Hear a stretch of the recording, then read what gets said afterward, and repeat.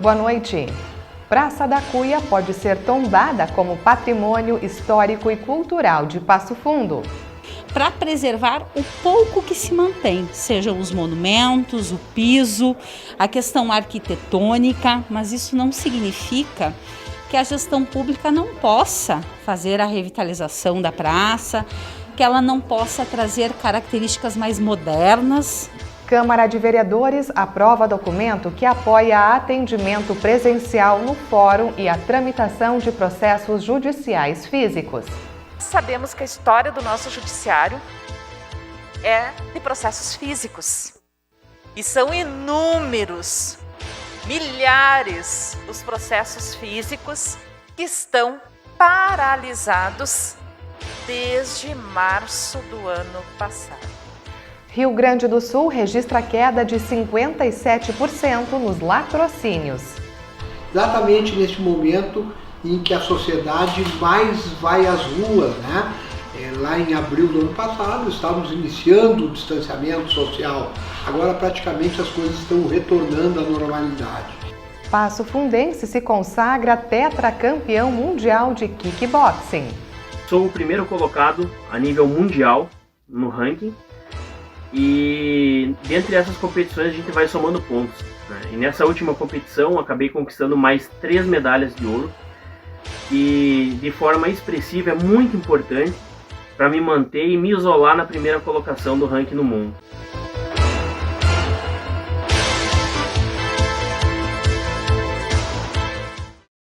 A Praça Marechal Floriano, conhecida como Praça da Cuia, pode entrar para a lista de patrimônios históricos e culturais de Passo Fundo.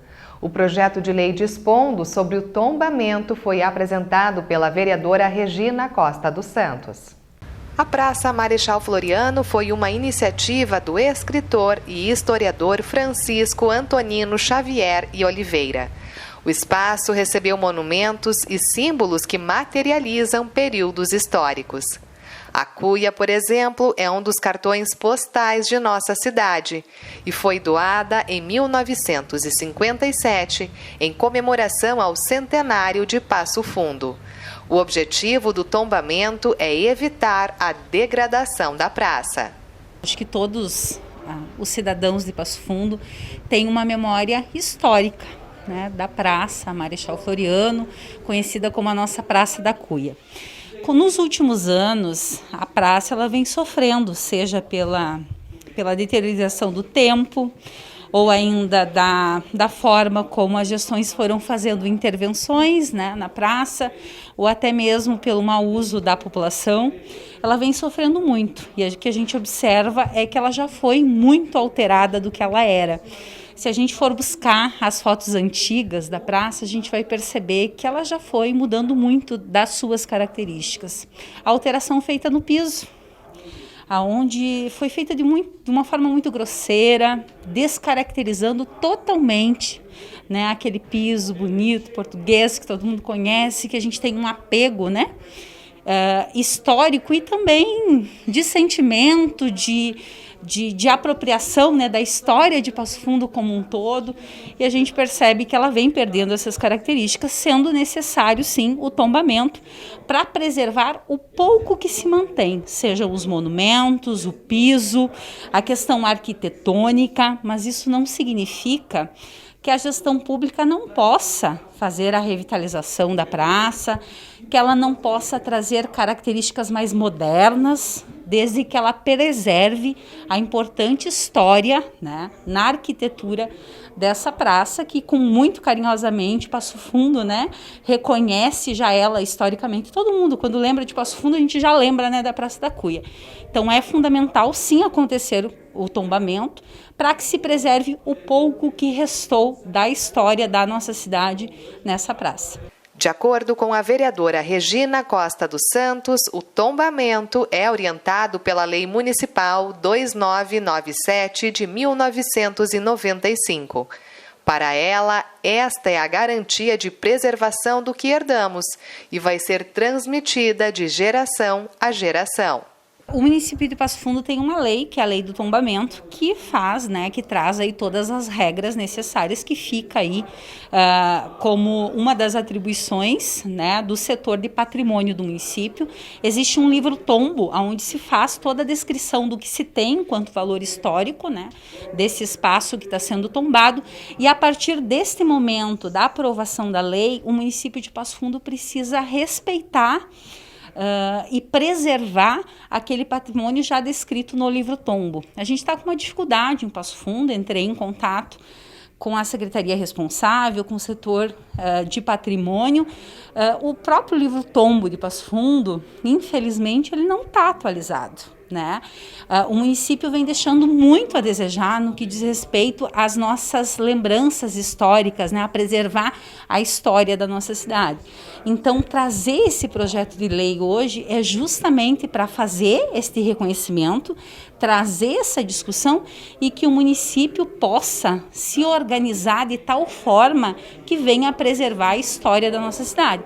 Porque é muito preocupante, Paula, a forma como vem sendo cuidados os nossos patrimônios históricos. Um exemplo claro é o próprio museu, né, da cidade de Passo Fundo.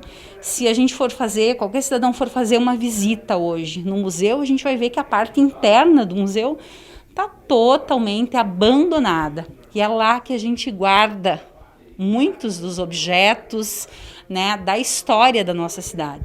E que, infelizmente, se a administração municipal não tomar como uma atitude administrativa a preservação dessa história, o que vai ficar para os nossos netos, né? Que história que a gente vai poder contar para eles, onde que eles estarão buscando, né, as referências históricas da nossa cidade.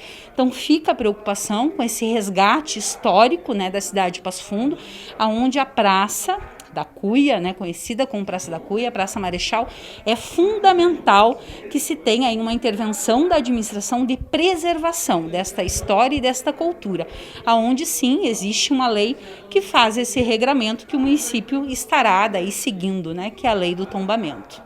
A Câmara de Vereadores apoia o pedido da OAB para a manutenção do atendimento presencial nos fóruns e a tramitação dos processos judiciais físicos, respeitando os protocolos sanitários e as medidas de proteção. Um documento de autoria da mesa diretora foi aprovado ontem de forma unânime. Nós temos falado aqui nessa tribuna de vários segmentos sociais, profissões, atividades econômicas que estão sofrendo inúmeras dificuldades para o custeio das suas atividades, das suas empresas, dos seus funcionários.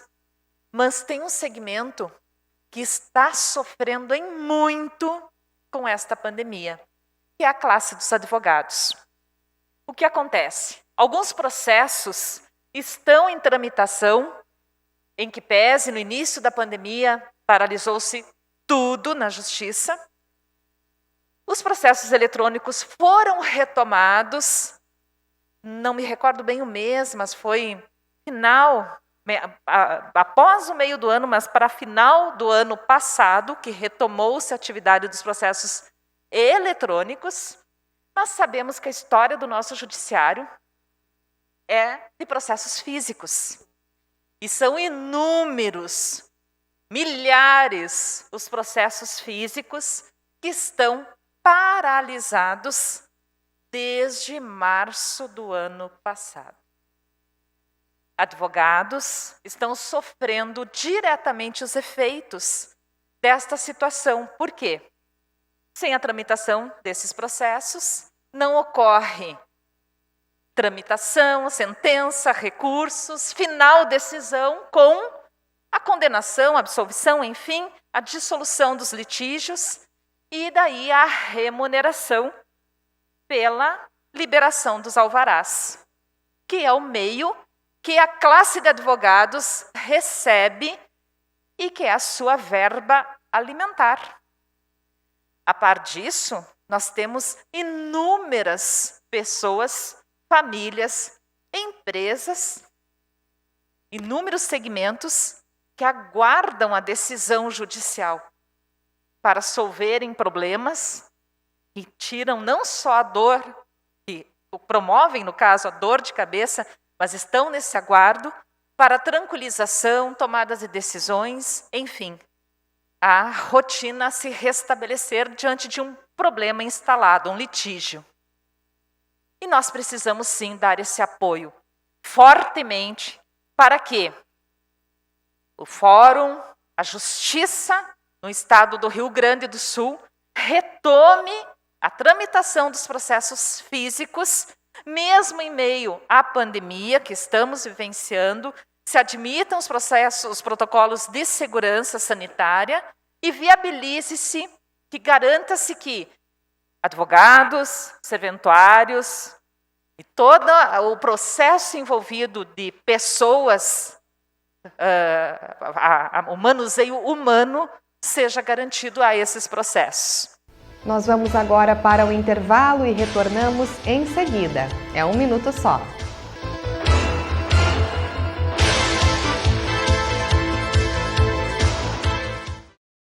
Uma criança de 8 anos pesa cerca de 25 quilos. Em um impacto a apenas 60 km por hora, é como se ela pesasse meia tonelada. Sem cinto de segurança, há poucas chances de sobrevivência. E na vida real, não tem volta. Você não consegue desrespeitar as leis da física, mas pode não ser vítima delas. A escolha é sua. Já pensou em castrar seu pet? A castração em fêmeas, além de evitar diversas doenças, se realizada antes do primeiro cio, diminui em até 95% das chances da sua gata ou cadela adquirirem tumor de mama. Também evita a gravidez indesejada, entre outros incômodos com o cio, como a miação nervosa das gatas. O Compata recomenda a castração cirúrgica de seus animais. Além de ser responsável, é uma escolha saudável para os seus bichinhos.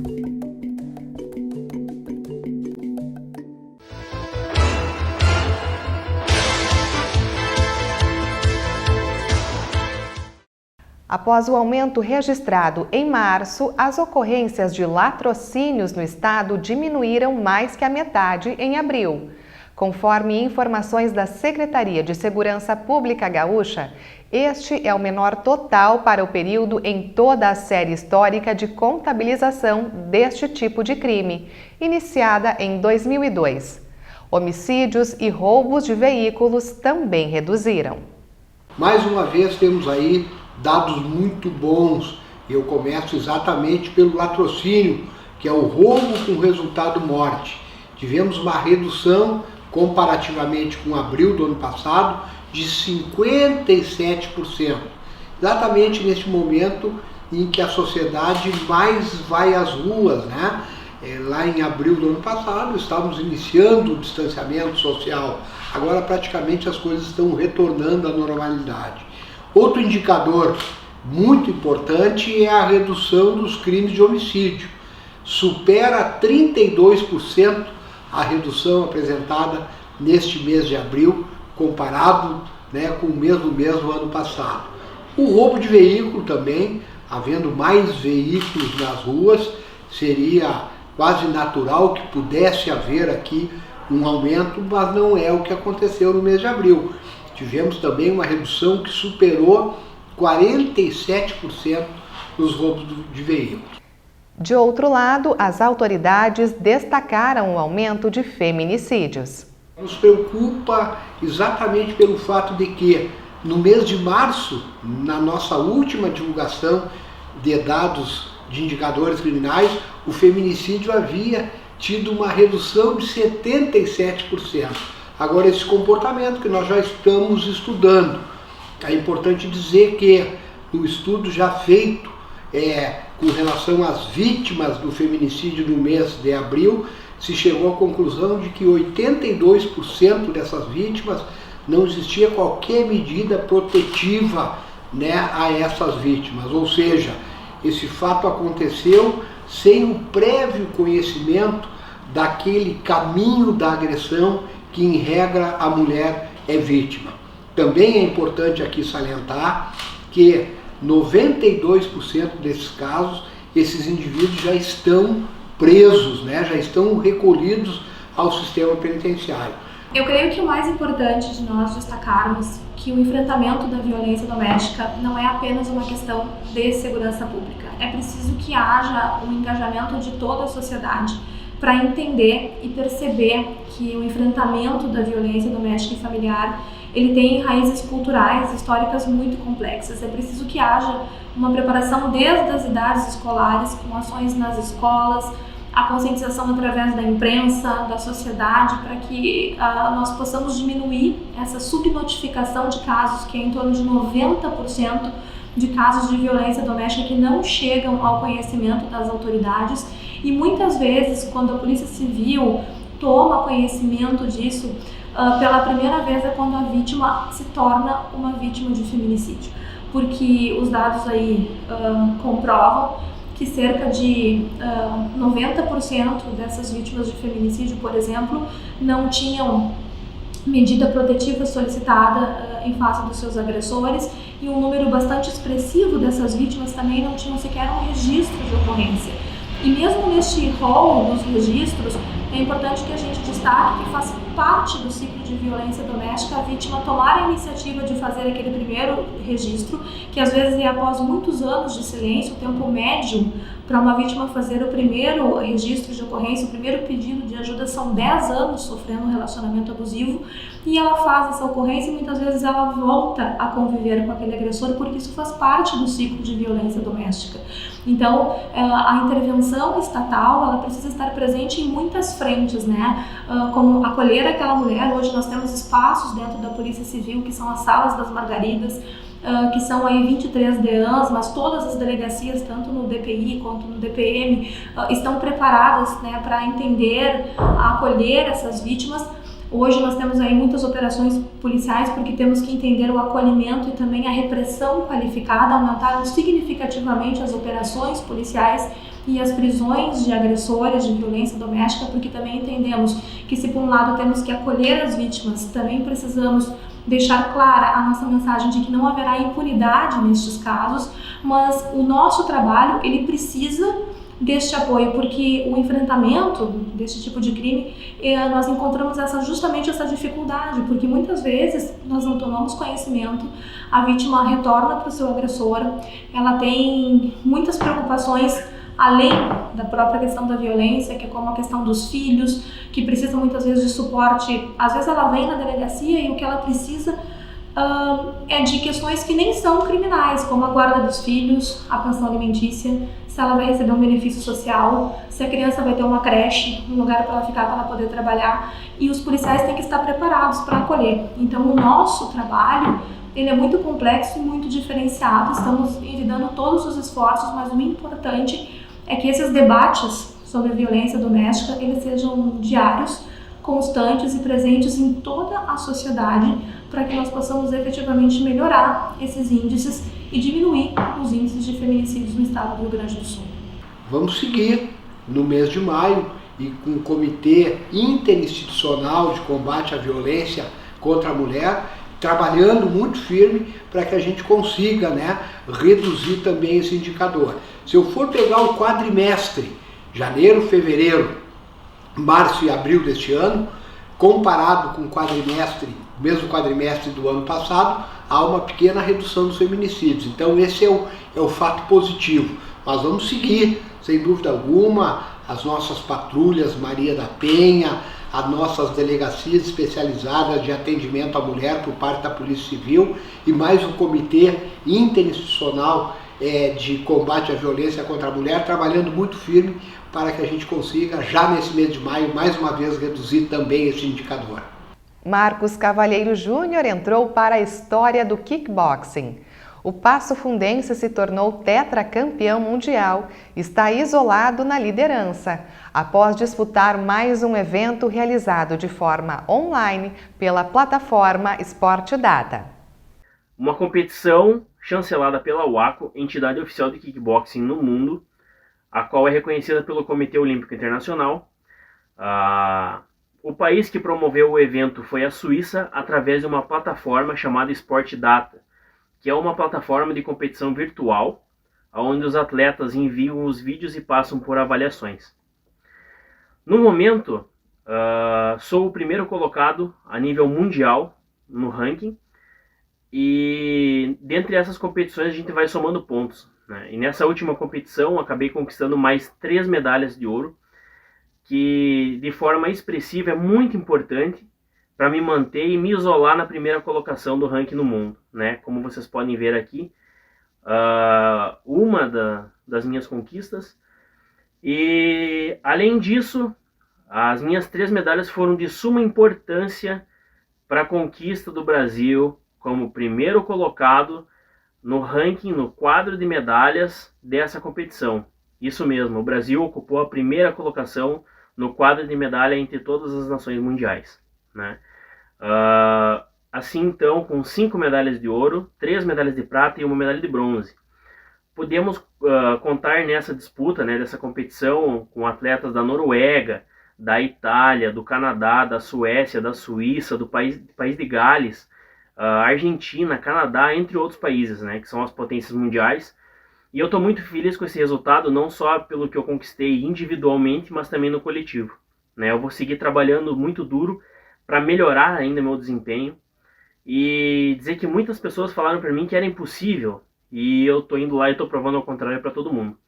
Eu estou cada vez mais deixando marcas no meu esporte e concretizando cada vez mais tudo aquilo que eu sempre sonhei, né? Eu estou escrevendo meu nome na história do kickboxing brasileiro. Eu estou muito feliz com isso, então eu gostaria de agradecer a todas as pessoas que torcem por mim, né, que me enviam mensagens de carinho, que estão sempre torcendo pelo meu sucesso, né? Desde dos conhecidos aos amigos, aos familiares, aos colegas de treino, a todas as pessoas que torcem por mim. Tá bom, galera? Então fica aqui meu muito obrigado e dizer que eu vou cada vez mais treinar, né? Treinar cada vez mais para representar vocês da melhor forma possível. E logo logo a gente tem mais competições e tem novidades por aí, tá bom? Dizer que eu vou estar batalhando muito para me manter como o número 1 do mundo no ano 2021. Valeu!